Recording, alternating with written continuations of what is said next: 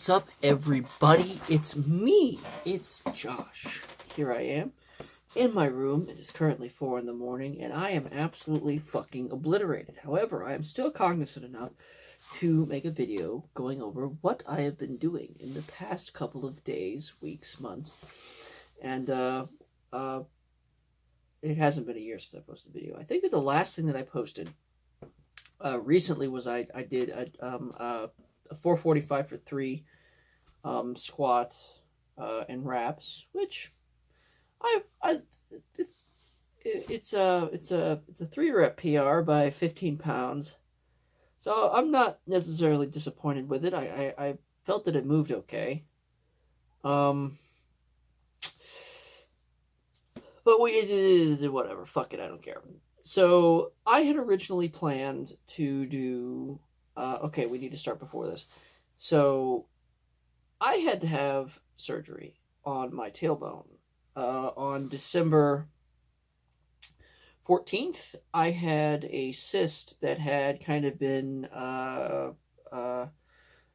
pernicious blight on my training for about 3 years. And it was getting to the point to where it was causing me regular discomfort. I mean, it wasn't anything to where like I couldn't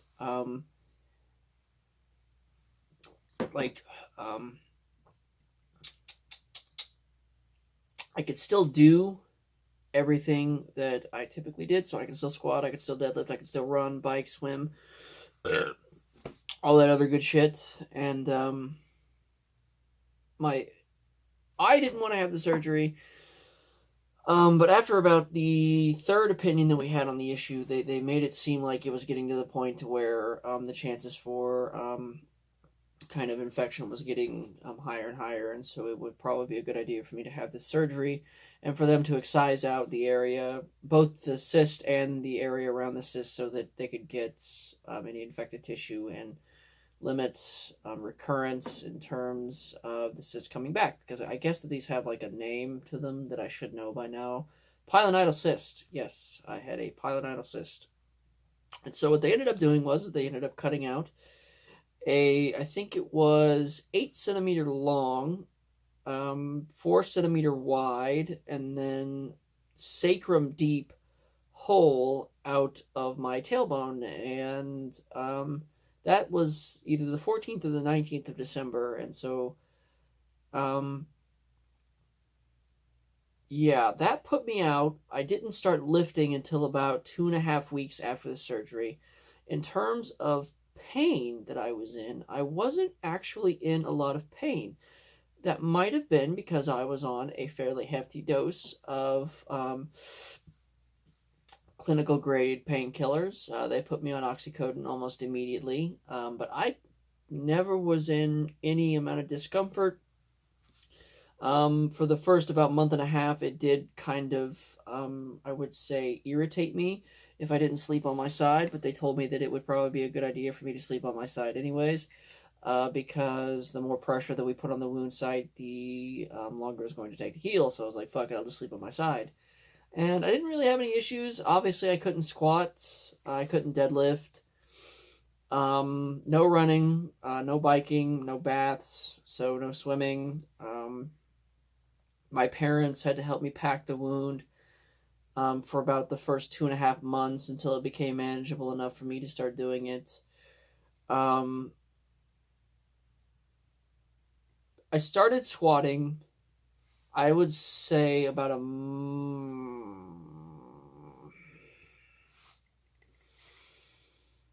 beginning of February. So like the first week, the first Wednesday of February is when I started squatting. So I took about a 1.5 month break from squats, and all that I did is that first I started with the bar, and I was just doing slow descents with like 95 pounds, just to kind of get a feel for firing the specific muscles and bracing the way that I was supposed to, because I hadn't really done anything with squats for that month and like 1.5 month long period. Bench, I started benching, I would say, about 3 weeks after the surgery. I didn't really have any discomfort with the bench press motion the way that I set up. It doesn't really involve much pressure in the area that I had surgery. The problem with bench is that since that and like shoulders and curls was pretty much the only thing that I could do, I couldn't really do any abs aside from planks. I couldn't really do any leg lifts. I couldn't do squats. I couldn't do legs. I couldn't do anything like that. Was that and since I was on so high a level of painkillers, I wasn't reading correctly the level of fatigue that I had. And so what I was doing is that basically Monday, Wednesday, Friday, I would go to the gym and do bench, which isn't a lot of volume, but I was basically doing like AMRAP sets and trying to set rep PRs on pretty ridiculous loads. Like I hit 315 for 8 the first day that I went back, and then I was doing heavy top set singles every day that I was there, and I think it went on like that. And so I would get home and I would be like, wow, I don't really feel like I do anything. And then I would wake up the next day, and before I took my pain medication, I'd be like, Jesus fucking Christ, my pecs hurt. I mean, this is some pain.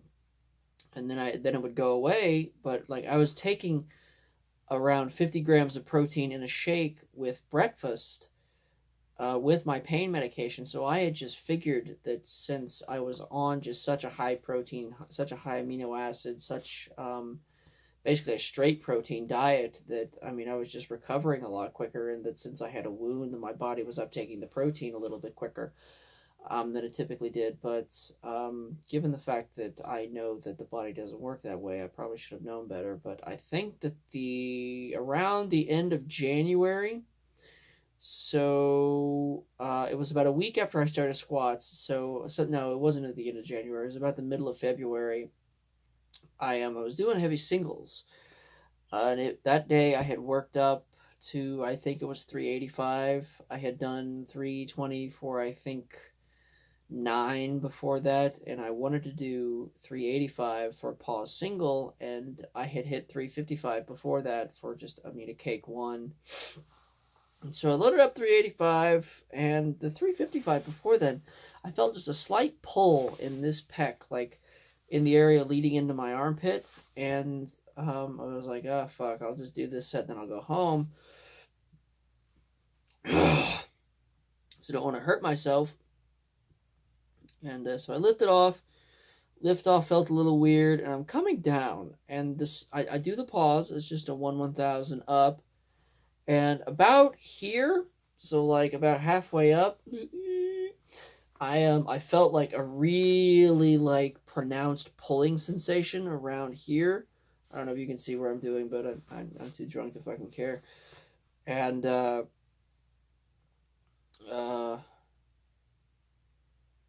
yeah, after that, it was extremely painful for me to bench. I ended up going to the doctor about 2 weeks in, because I took about another 2 week break, and I just did arms. I would just do curls after fucking curls, just sets of fucking curls. And they didn't want to do an MRI because they didn't think that there was any tearing, and I didn't think that there was any tearing. There wasn't any pronounced bruising. There wasn't any notable deformation in the muscle structure or any physiological profile that I could see that would denote a tear, or at least a major tear. And so I basically self-diagnosed myself because they want to do an MRI because my insurance didn't cover it, and I wasn't about to fucking pay like $5,400 to have an MRI done. What I found is that it was tender leading into the armpit area, and that, to me, since there wasn't any bruising and there wasn't any pronounced deformation in the muscle itself, was that I had probably given myself strains, pretty hefty strain in the pectoral minor, which is a deeper tissue anyways, and so that's probably why it hurt so much. And so that fucking sucked, and so that basically wiped out anything that I could do in terms of main lifts. I think by then, so I had started squatting, but I mean, for the first like 2-3 weeks, I mean, it might have even been a full month, I was just doing 95 pounds and 135. I think the heaviest I went during February was I did 185 for 10, and it felt fine. And so I just did sets of 185 up until around March, or at least about halfway through February.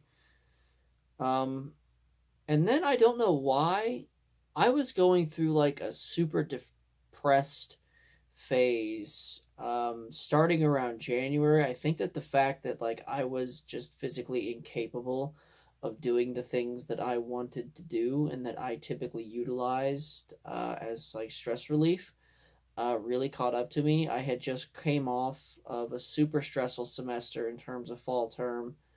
Um, so I had a really stressful semester fall term. It brought my GPA down to like fucking 3.2. No, it was below that. My semester GPA was 2.9, which is just fucking god awful. And then it brought my overall GPA down to 3.2, 3.23 or something, which I was fucking devastated over that. And I know there's gonna be some people just like, oh my god, it's fucking, you got a 3.2 GPA, shut the fuck up, it's not even that bad. Well, you see, I'm not like that. I'm one of these perfectionist people to where if I get bad grades, it actually like really hurts my feelings.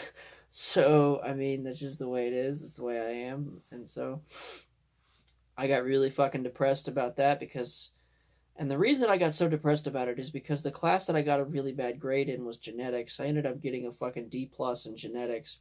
And to take genetics at Hanover, you have to take Intro Chem 1 and Intro Chem 1 and 2, and then it's ideal that you take organic. So I took Intro Chem and organic chemistry over the summer at the community college here in Indiana, and the only college that offers it over the summer that I didn't have to pay like thousands of dollars to do it through was Ivy Tech. And Hanover just so happened to recently start taking transfer credits from Ivy Tech. So I took 2 classes over the summer in Bloomington, Indiana, which was the only Ivy Tech that offered it. But I didn't want to, so I had to quit my job, my part-time job working at GNC, and I had to go to live up in Bloomington to take these classes because I really didn't want to fucking commute Monday, Wednesday, Friday, basically 4 hours, because it's 2.5 hours to Bloomington from Madison, and it would be 2.5 hours back. And by the time I got done with class, it'd be right in the middle of rush hour. So, and by the time the class ended, it was an 8.5 hour class with intro and organic. And I didn't just take those two. I took general microbiology too. Yeah, because I wanted to be prepared for genetics. And so I had to find an apartment up there, and all in all, the whole expenditure over the summer cost me around $4,200, which was well over around 80% of all of the money that I had made to that point or saved up during my college career. So that brought my bank account down pretty significantly. And so then I go and take this class, and I just, nothing that we learned in organic chemistry, intro chemistry, general microbiology was even remotely applicable in that class. And the problem was, and I really don't want to make this about the professor and like blame my failure on the professor, but frankly, I was really disappointed with the overall quality that class was. Most of the time, our professor was very clearly stressed out of her fucking mind. She had just recently had a child, and that child got sick, I think, at least 6 separate times, to where it was like a legitimate health crisis over the fucking year. And so lecture was very terse. She ended class early all the time. And there would be times to where we would have labs that were very overtly about what we were doing in lecture, and were supposed to be predicated on clearing up what we were doing in lecture, but they had to be canceled because her child had like 104-degree fucking fever, a dual ear. At one point, it had 103.7-degree fever, a dual ear infection, strep, and pneumonia at the same time. I don't even think that I didn't even know that was possible. And I'm sitting here trying to think to myself just how this kid is still fucking alive and why she's even teaching. Because we have another professor who has his PhD in biochemistry and molecular biology, who's more than capable of teaching genetics. But what Hanover decided to do is that even though she had recently had a child, they had the evolutionary biology professor that we have who teaches all the organismal biology classes. They decided to have him go on sabbatical instead of her. And so you have this bitch that's just stressed out of her fucking mind trying to teach genetics, which is like the weed out course for biology. And so she's sitting here giving lecture at like the 100 level. And then we would get to the exams. And I am not kidding. Even in organic chemistry, there was never a subject where I just sat there in the exams and had no idea what I was doing. Like, it has never happened, ever. The worst grade that I got in organic chemistry was I got a D plus on our lab final, and that's just because all throughout the year, every lab that my class did just completely went to fucking shit because nobody knew what they were doing, and we had two separate professors. We had a lecture professor, then a lab professor, and the lab professor was new, and he wanted to do like all these super cool fucking hip labs where like we'd start one part on Monday, we'd do like the introductory and then middle part Wednesday, and then we'd finally run the experimentation on Friday, and everything just fucking failed just absolutely fucking miserably. And so I mean, but I never passed a single fucking exam in genetics. The highest exam score that I got in genetics was I got a 62% on the chapter over autosomal and differing forms of over maternal and paternal inheritance. That chapter we did okay on because there wasn't much, like, if you understood the patterns of inheritance and the frequency equations in terms of genetic dispositions, then you were fine. And so, I mean, I just basically whipped out my calculator and I could do those calculations on the test. But everything else, she'd sit there and she'd be like, okay, we have 5 slides for this entire chapter, and I'm going to draw on them a little bit, and you have homework to do. We're just going to meet for 30 minutes instead of the fucking hour and 10 minutes that we typically, or we're scheduled for on Wednesday, and we're not going to meet on Friday. We're not going to have a review session. And so, yeah, I got really depressed about that. And then I had this fucking surgery to where I can't fucking lift, I can't run, I can't swim, I couldn't bike. And then I come back, and as I progressively become more able to do the shit that I'm able to do, it became readily apparent to me that I had lost all of the built-up stability that I had. And a lot of people don't understand this. I know that most of the time I just post like these like 45 to a minute long videos of me doing like really impressive lifts. Like you'll see a 585 single on sumo deadlift or all my top sets. For me to get to that point, I have had to work my fucking dick off since around 6th grade, wherein I actually started going to the gym to actually like build up just a physiological base to be able to handle these weights without hurting myself. I am not a big person. I am 5'7", 145 pounds. Even when I eat like shit, go to McDonald's every fucking day for lunch and eat a pizza every other day, basically, and have about a 4,500 calorie, dietary intake on average. I'm around 151 pounds. So that's like my off-season weight's around 154 pounds. And typically speaking, when I'm doing comps, I weigh in very easily at 140 pounds, 139 pounds even. And, like, my frame isn't big either. Like, it doesn't even look like I weigh this much. I've had people tell me I look like I weigh 90 fucking pounds. And you can see it in the video. It's kind of, what's that word? It's kind of deceptive the way that I look in the video because it looks like I have a really thick chest and a really thick upper back, and I do. But I have really skinny legs. I have like really, really skinny midsection, and I've just taken the time to build up as much stabilizer muscle development as I could. I mean, I've taken months and months and months and years and years and years and years to get to the point to where I can comfortably handle these weights. And basically I had to completely throw all that fucking shit out the window because this itty bitty cyst that was pushing against my sciatic nerve. And so that really, really, I don't want to say like, it hurt my feelings, but it really made me sad, along with the fact that I had basically taken around $4,300 and just chucked it into the fucking shitter to take a class that ended up hurting me in the long run and fucked me out of graduate school for one of the biochem program, like the fucking graduate missions program legitimately told me that they saw my grade in genetics and they had to deny me, which is great. That's awesome. Thank you. Thanks for being honest. And at the same time, with graduate admissions, I mean, I've gotten admitted into basically every program that I've applied to. I got admitted into Pepperdine Psychology. I got admitted into IU Southeast History Master's Program, IU Bloomington's History Master's Program. I'm still waiting to hear back from Indiana State University's History Master's Program. Cambridge denied me. Notre Dame denied me for their PhD program. Cambridge, I applied for Research Masters, and I suppose they don't have any openings. I don't really know how that works, but oh well. And yeah, so I got denied to Notre Dame and Cambridge. Cambridge, it was both. They tried to say it was like a mix of two things. They said that initially speaking, the reason I got denied is because Hanover never sent them the proper format of my transcripts, which it's Hanover, and they've done that twice. I had to send my transcripts past the deadline to University of Louisville for their graduate non-degree program, but I mean, basically speaking, you just have to give them proof that you're going to graduate with a bachelor's degree and sign a waiver stating that you won't have more than 18 credit hours in any one subject and you get admitted to that program. So it's kind of bullshit, but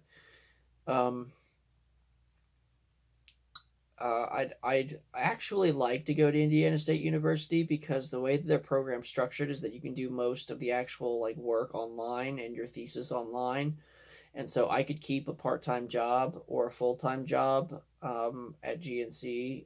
Speaking of which, a management job just opened up at GNC, and I don't know if you guys knew this or not, but managers at GNC make fucking stacks. If you work at even a moderately traffic store, you make fucking bank, boy.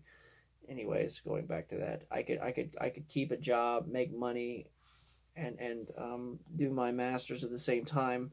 And I would like to finish up another bachelor's degree in biochemistry or microbiology, just to give me like kind of another avenue that I could go down if the history thing doesn't work out. As anybody who follows me knows, I like to keep up with the job market for historians and for things that I'm interested in, and it's not looking good for PhDs and graduates in history. Universities really don't want to hire tenure-tracked professors anymore. They really just want to cycle in and out assistant professors or adjunct faculty, pay them the fucking bare minimum, and then cycle new people out anytime that those adjuncts decide to ask for tenure-track positions. And I'm just not really willing to base my future off something like that has such a degree of uncertainty behind it. So if I could do graduate or undergraduate through graduate work in biochemistry, I would really like to, or really enjoy to do that too. The only thing about that is that I still need to take organic too. So what I'm probably going to do is that I'll probably finish up the remainder of like the introductory classes to a biochemistry degree. So I'll probably finish up any other introductory chemistry work that I need to do. I might take Ivy Tech has 2 courses in chemistry that I haven't yet taken. Organic 2, which I'm taking over the summer, and the way that the school that I'll be attending if I do decide to do undergraduate work in biochemistry would be Indiana University Southeast. It's a very quick and painless program in biochemistry. It would take me maybe a semester or 2 to finish it, and I could work on my master's degree at the same time and still keep a job. And I actually have friends who are currently living in New Albany, and New Albany actually isn't even that far away. So if need be, I could just drive up and still, again, maintain my job and at least have a steady source of income while I'm going to school. I would, I, I want to get things done as soon as humanly possible, and so I'm graduating from Hanover in about 2 weeks with my Bachelor's of the Arts in History. I did it in 3 years. I also am very close to finishing up 2 associate's degrees in biology and chemistry at Ivy Tech. Those are essentially fucking paper mill degrees, and so I'm not really too enthused about that, but I think it's a testament to my work ethic that I'm about to finish 3 degrees in about a 3-year period. That being said, I think that's about it. Plans are, as of now, is that I still haven't heard back from ISU on whether or not I've been admitted to their history master's program or not yet, which is admittedly concerning. I contacted the administration office, and they said that even though I had been denied to the biochemistry program, it didn't necessarily mean that I was denied to the history program, because there's 2 separate departments doing the decisions for each one, which I understand that, yeah. And so the road ahead is that hopefully I get the management job at GNC, which would just be fucking perfect. I could not express this enough, how perfect that would be. And then at the same time, I could do my master's degree while working at GNC. And yeah, I don't really know about competition because I had recently signed up for the April Armageddon meet through the USPA, and I had to drop out of it because my pec flared back up again. If I do a meet, I'd like to get on a regular meet schedule to do about 2 meets a year. I really, I'll probably just get back to you guys on that, about the meet thing. But yeah, that's a life update from me at 3 in the morning. For those of you wondering what I'm drinking, this is New Amsterdam gin. It's like their Stratosphere flavored one. It's like the normal gin that they have. And it's so good. You get the juniper berries and the little hint of citrus is just fucking amazing. I drink my gin straight. I don't really like it with tonic water. Let me rephrase that. I do like it with tonic water. I like it better straight. Other than that, I don't really want to go to sleep because I'm not really tired. So I'm probably going to go get donuts, and then I will probably go to the gym. So see you guys later. And if you guys have any questions or, again, need lifting advice, just drop your comments in the comment section, and I will try and help as much as I can. See you.